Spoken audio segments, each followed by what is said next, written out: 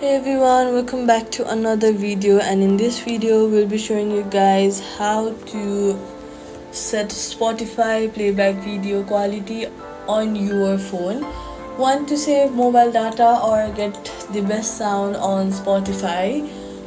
Go ahead and open your Spotify app and then click on the top left circular option right here, and then go to settings and privacy and then click on media quality.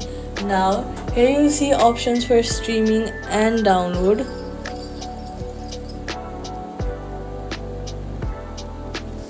Now you will see options like low, normal, high. Select your preferred quality: automatic, low, normal, high, or very high.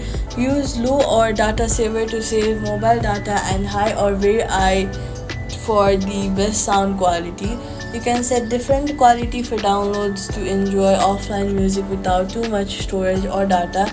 And that's it. Now your Spotify sounds exactly how you want it on your phone. I hope this video helped you get your Spotify playback quality.